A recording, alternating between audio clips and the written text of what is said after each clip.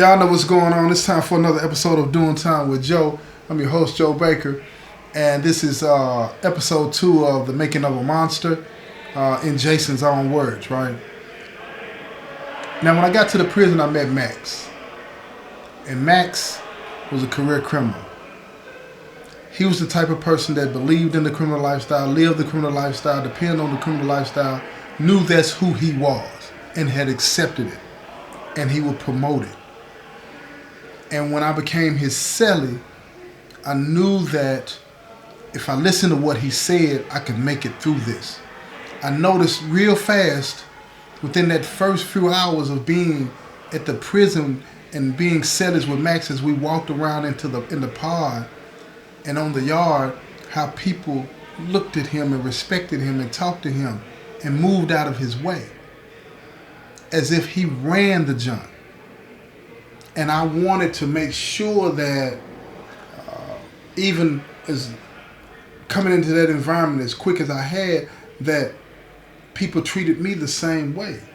I didn't want any problems. I just wanted to do my 12 years, or whatever part of that 12 years I had to do, and then go home and start all over.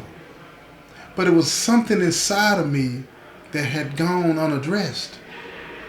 That trigger, whatever it was that made me snap. I knew that the therapy sessions that I had while I was out on bond, I needed more of that.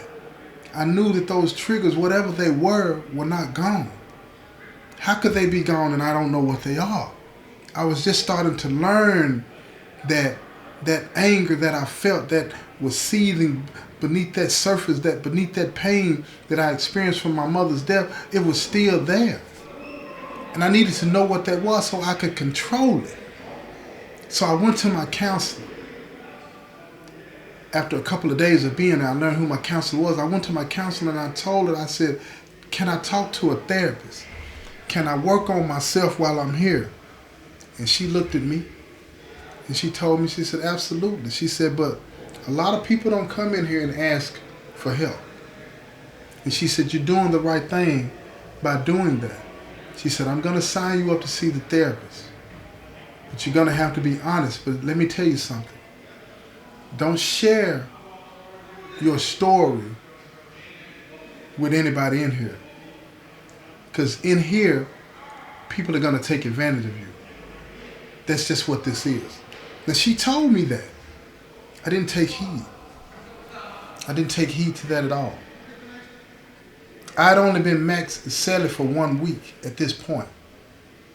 But I was opening up to him and telling him things about my life, telling him things that the counselor told me I shouldn't have been sharing with anybody, that I had never shared with anybody other than my father and my brother and my therapist on the streets.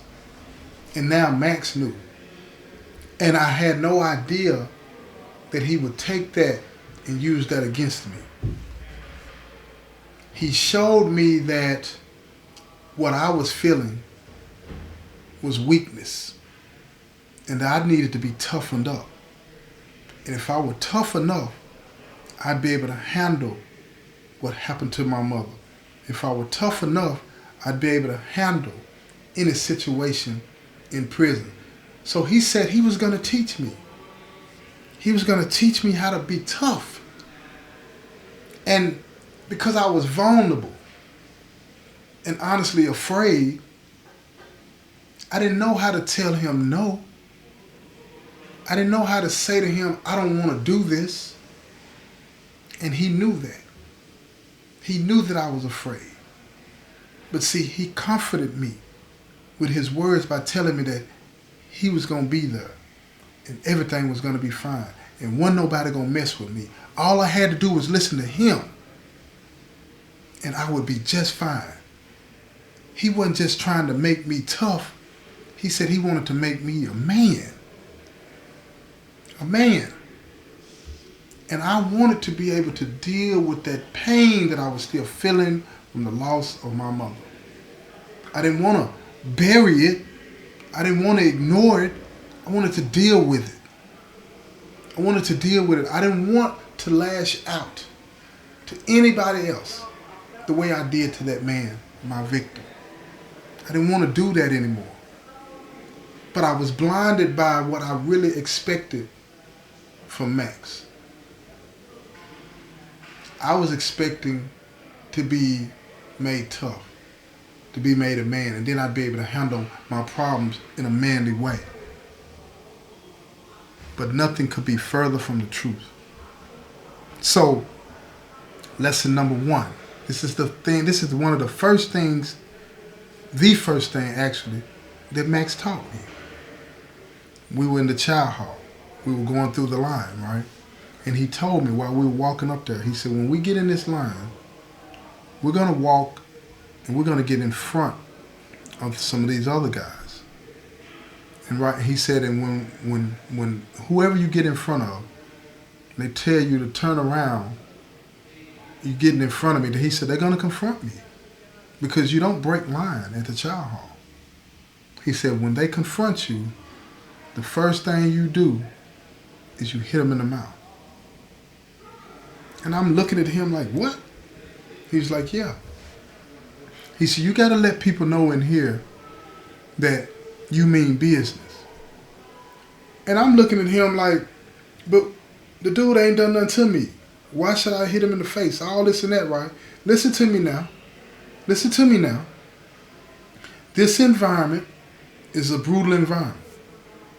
And what makes people in this environment respond is brute force. They listen. So as I'm listening to him talk, I understand what he's saying, but the fear was washed all over me. I started sweating. How can I do this? So when we get at the end of the line, he stands there. He said, go ahead. He pointed the dude out. So naively, I'm thinking, well, he's got this all set up. He just wants to see if I do this. He wants to see if I actually listen to what he's saying. This is a test. That's what this is. So I walk up about 4 or 5 people in front of Max. He's standing there watching me. I look back at him. He waved his finger. Go on. So I walk up, and the people that I had passed, all of them are looking at me like, what you doing? But I keep walking to that person that Max pointed me to because I think this is a test. And when I get to him, I put my hand on him. I said, excuse me. And he looks at me, and I just step in front of him. And when I stepped in front of him, he looked at me. He said, man, what you doing, man? You don't just come up here and get in front of me. So I turned around, and I balled up my fist, and I looked at Max, and he nodded his head, letting me know, hit him. So I swung as hard as I could, and I hit him. And he didn't move. Didn't move. I'm talking about nothing. Nothing. And then all of a sudden, I saw him, both of his hands, I'm talking about as quick as lightning, grabbed me by my neck, slammed me to the ground by my neck, and he punching me. I'm talking about punching me. Max runs up there, and he grabs him up off of me and tells me to get up. Then I stand up, and Max gets between us, and he said, I got it, man. Don't worry about this. So the dude is yelling and talking crazy. Man, what's wrong with you? All this and that, right? And everybody's looking. And I noticed the police, they didn't even move. They didn't even bother to get in it. They just stood there and they watched. It's almost like everybody respected when Max said he had that. So he takes me back to the place that he had in line. And he don't say another word to me. He just looks at me and he turns away from me. And listen to me. That made me feel 2 inches tall. It made me feel 2 inches tall. Because even though this man hadn't known me for a hot month, I felt like I owed him something. I felt like I had disappointed him, and everybody was watching. And I felt like I needed to do more. He knew he had me then.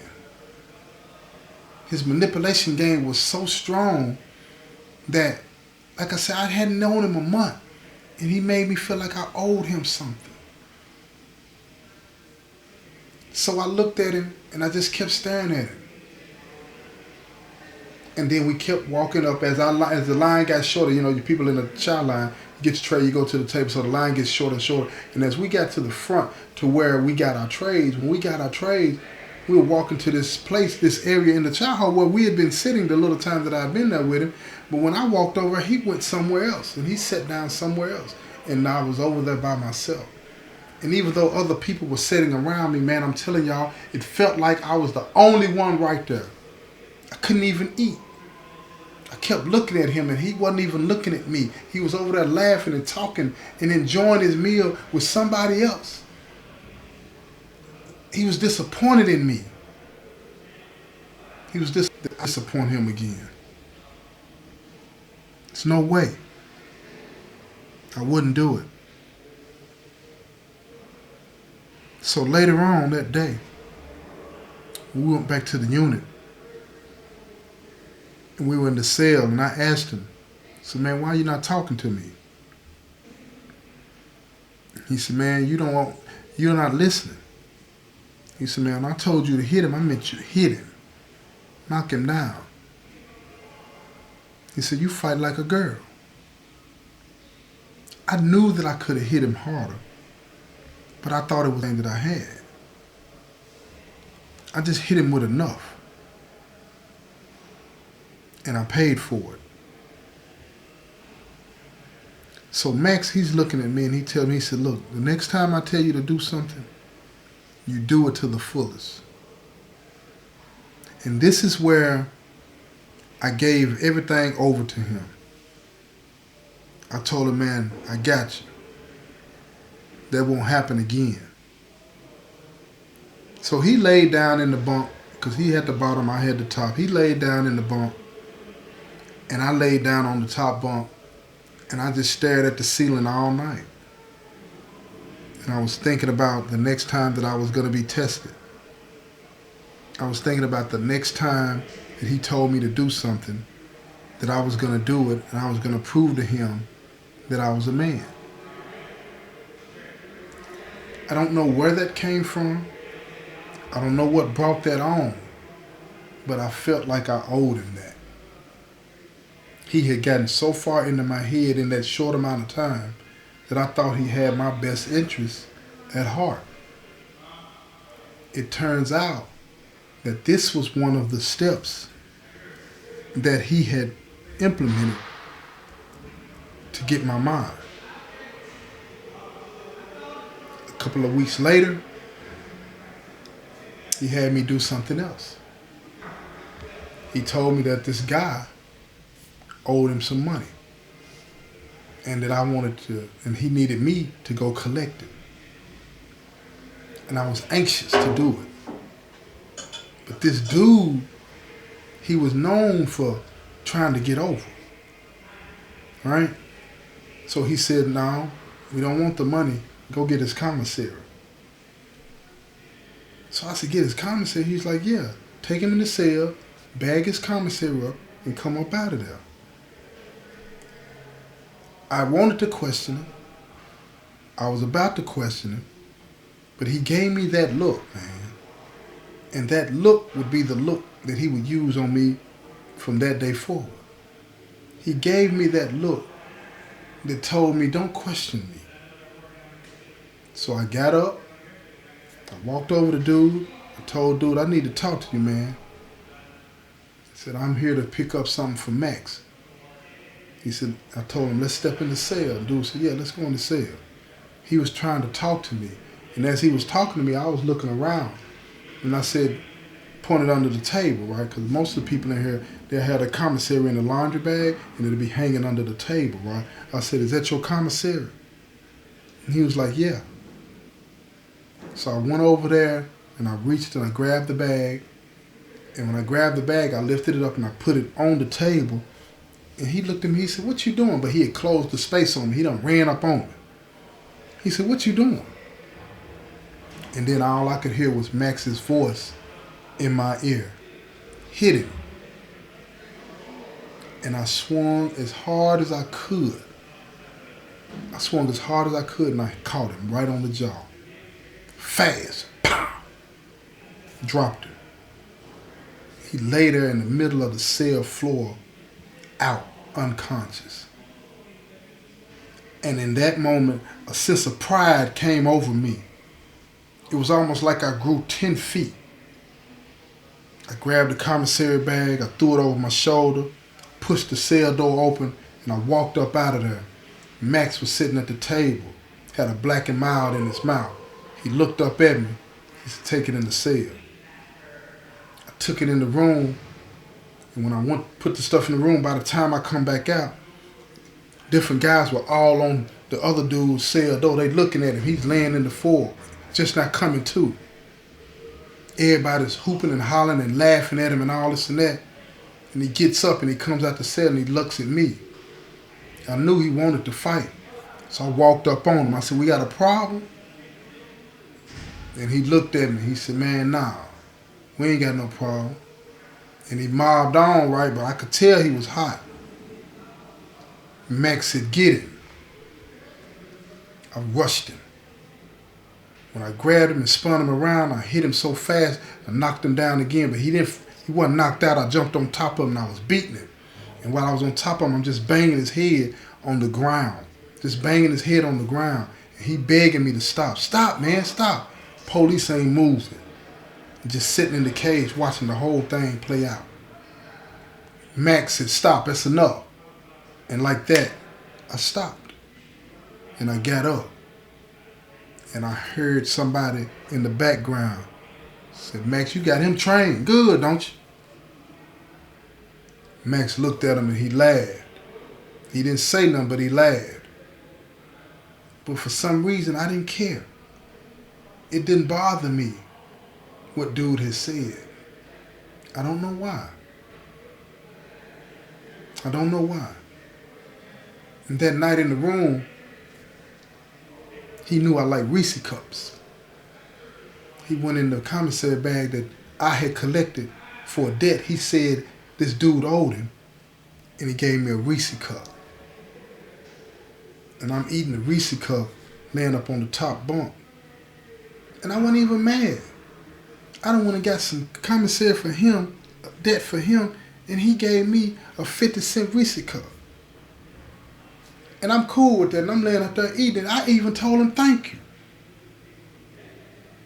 And he said, "You're welcome." He said, "I'll talk to you in the morning." See, he didn't talk to me a lot in the cell. He didn't talk a lot. So I was slowly becoming somebody that, weirdly enough, I felt confident about what was happening, but a part of me was like, it's not taken away from, you know what I'm saying, the things that I'll be thinking about in my mind about my mom's. It's not taking that away, but I'm feeling confident about my surroundings though. And it was kind of like a battle between, I want to do the right thing and be able to deal with what's going on in my mind about my mom, but then on the other hand, I want to be accepted by Max. I need his approval. I need his validation. So I kept going back and forth with that mentally, and I was confused. And I think Max knew it. I think he knew it. So the time is going by. Max is using me to collect debts.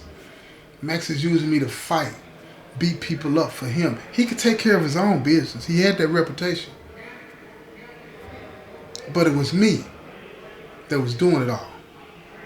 It was me that was doing it all. And I was getting a reputation of having them hands. I was getting a reputation as Max's boy. Not in the sense that you think in a gay way, but his headhunter, his pit bull. If Max send me, I'm coming to get it. You need to go on and get with it. And everybody knew it, and it was spreading all over the prison. Even the officers understood. So now, when I said something, everybody was listening. When I said something, everybody moved out of the way. Same thing they did for Max, they were doing for me now. That's because Max had taught me how to be a man. Fear. Fear, he said. You instill fear into them, they'll respect you. And if they don't respect you, you beat them until they do. And that's how I became a man in prison. But it's more to it than that. It's more to it than that. And I want you to tune into tomorrow's episode so you can hear more about how I became a monster. This has been another episode of Doing Time with Joe. I'm your host, Joe Baker. And I'll say peace, y'all. I'm getting so tired.